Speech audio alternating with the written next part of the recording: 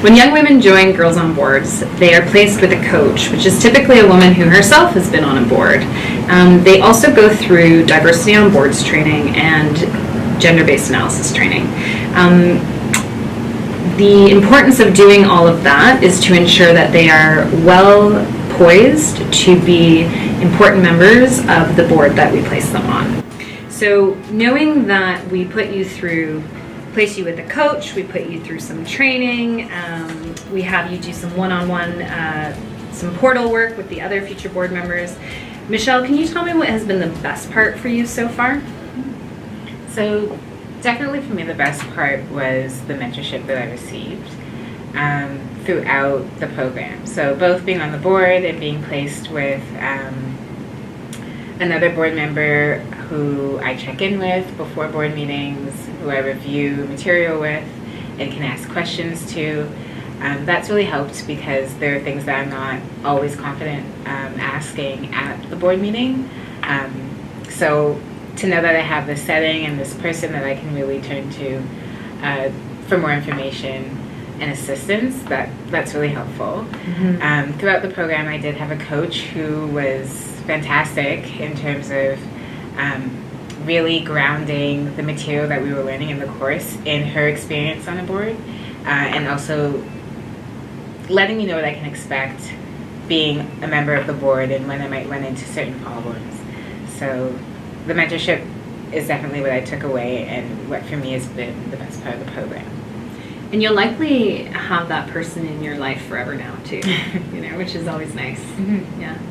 And what about for you? What's been the best part so far? I definitely agree that the mentorship aspect of it has been great. My coach so that's the aspect of it before we get matched on the board, had gone through the governance training with me, and we sat once a week and discussed everything, and she was she gave me a lot of analysis from her own experience on boards, but in addition, I think that it was great to have someone who, as a young woman who's facing all of the realities of being a woman and in a professional landscape, she gave me a lot of perspective of the realities that she faces, and I think that it was really comforting knowing that everyone continues to face these issues, and they always will, but having that support system throughout it is so essential, because it just makes you recognize that you can get through it, and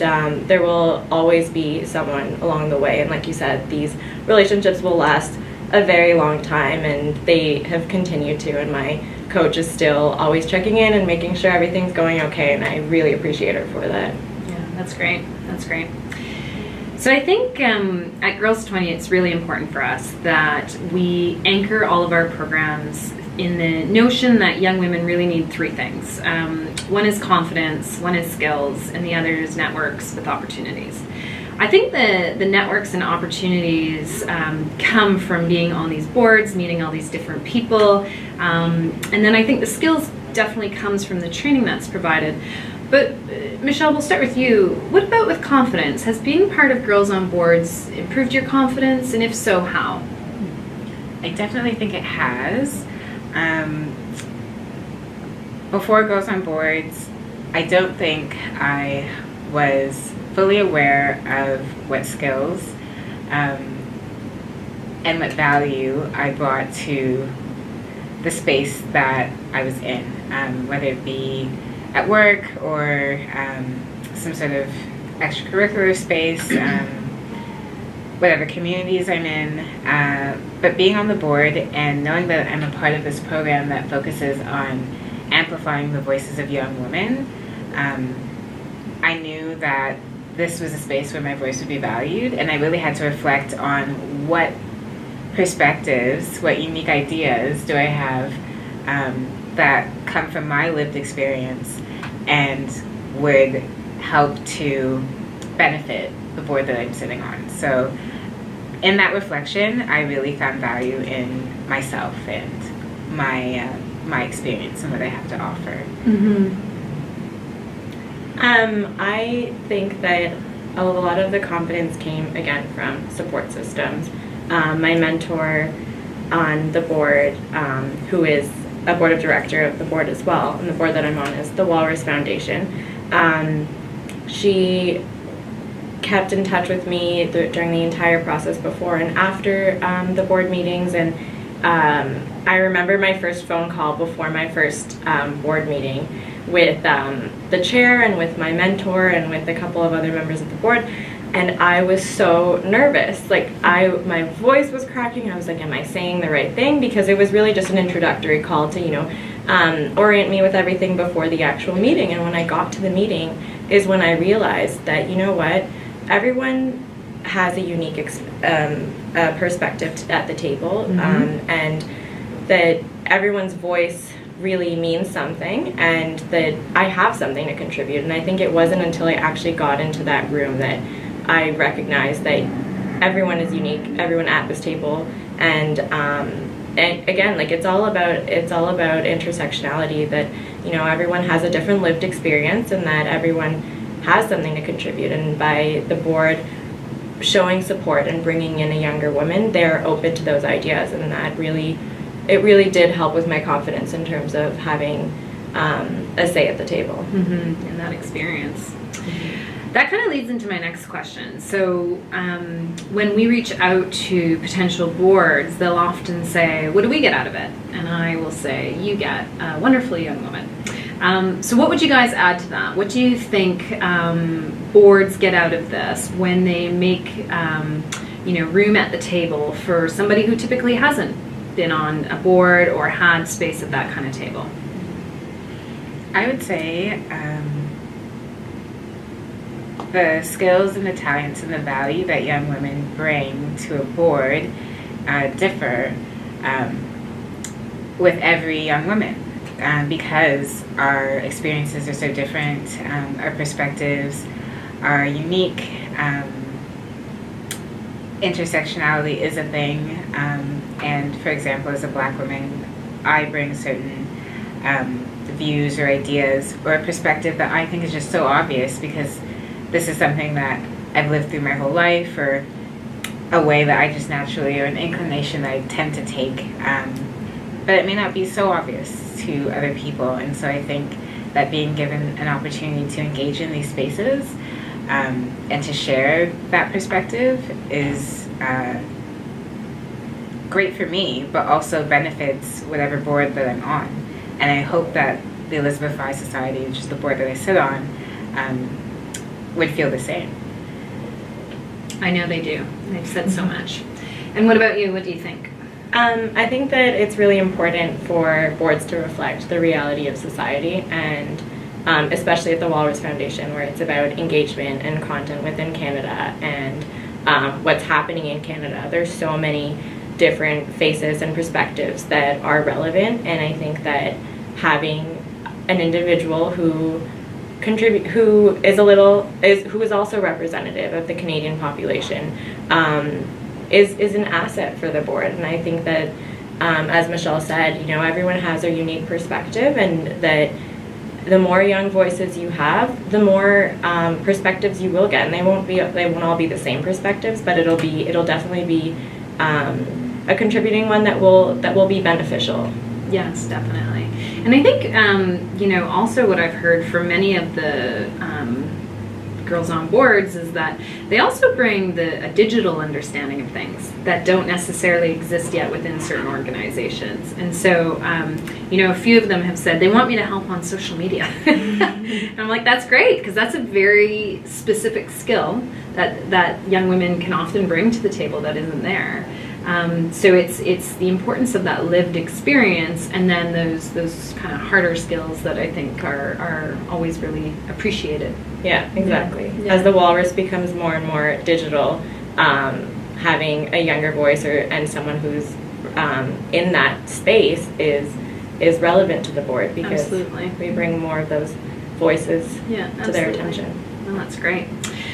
So I think one thing that I wanted to ask you both about is that this was Girls on Board's first year, and as it's an innovative project with a very fresh approach to providing services for young women, I want to know what we can do better. And that's, typically organizations don't interview and ask how they can do better, but I want to hear from you on what we can do better in year 2 and how we can strengthen this program even further. Well, I want to start by saying that I think Girls 20 is doing so much right now. That's great with the program. So setting future board members up with mentors and coaches, the training that's involved with the course that we take, all of that was really valuable, and I wouldn't want to see any of that lost moving forward. I would say something that could be improved in the program would be to create a setting where future board members feel less like beneficiaries and more like stakeholders. And I think that's important because that really speaks to the empowerment piece, and that also links back to confidence. Feeling like we have a stake on the boards that we sit in, that our voices are respected and heard and valuable, but also in this program that we're going through, that our voice matters just as much. So that and increased interaction between future board members, so it's an experience that we're all going through together. Those are 2 things I'd really love to see. Yeah, good. Yeah, I definitely agree about getting engaged with future board members as well, because I think that we are all going through this, and we have great support systems through our mentors and our coaches. But it would be an even greater support system if we had each other through it as well, to understand what we're all going through. And I think that it really opens doors in terms of who you can engage with and people who will be in your life for a long time, and people who are going through what you're going through and understanding it together. But in terms of this entire program, I think that it has been so fulfilling, and I think that the mentorship and the coaching is really something that has been so valuable in terms of how I feel about confidence, in terms of how I feel what I can accomplish. And I think that it really opens doors, and it's so great. Great. Well, thank you both. That's really helpful. So time to put me in the hot seat. Any questions for me about any burning Girls 20 questions from either of you? I'm interested to know about the future of Girls on Boards in particular, and where you see that going and how you see it developing. That's a great question. I started with Girls 20 last year, and knowing that it was the first year of this program, I really wanted to see if this program made sense. Would the program participants and stakeholders feel like they got a lot of value out of it? And I mean, for the most part, I have heard nothing but positive experiences, and the feedback, like what you just provided to me, is very fixable. We can address that, and we will address that for this year 2 of the program. So knowing that we've developed something that is innovative and unique, I'd love to see it scaled. I'd like to see the opportunity provided to way more young women than we're reaching right now. And I don't know if I've ever mentioned this to either of you, but we were only able to take about 15% of our applicants in the first year. I'm of the opinion that when young women want to be a part of something, they should be a part of something. So I'm going to do my best to get the program to a place where if you demonstrate that this is a program you want to be a part of, I'm going to make sure you've got a seat at the table. Yeah. And what about you? Any questions? Has the program turned out how you expected it to? Yeah, I mean, I think, whenever you start a new program, it's always a little bumpy in the first year. I actually expected a few more bumps. We were able to double our reach this year against our targets, which was fantastic. And I think that knowing that nothing like Girls on Boards exists anywhere else, I sort of thought, I mean, this is a really interesting concept, but in reality, will it be workable for everybody? And I think what I love the most about it is that there are 2 major outcomes for it. There is the experience you're having, which I think, beyond being incredibly unique, is going to set you up in so many ways throughout the next 20 years of your career. You're going to meet people who you're going to be able to tap into. You're going to draw on the governing skills that you've learned to become a leader in your own organizations, and you're going to have the confidence because you've sat in a room full of people, leaned in and said, this is what I'd like to see this organization do. That's one major program outcome that I think is fantastic. And I think the second major program outcome is that boards, which are typically older, male, now have these young women with these fresh voices, these fresh views, coming in and saying, I think this would help this organization. And I love that. I think that is going to strengthen the social profit or the nonprofit community in a way that is necessary, and it's time. So I love it. So for me, I think there's a few bumps here and there getting a program up and going, but now that it is, to your point, I'd love to see it scaled. I'd love to see the opportunity provided to anybody who wants to be a part of it. So yeah. So big thank you to Michelle Smith and Elisa Hussein. I'm Heather Barnaby, and thank you so much for tuning in.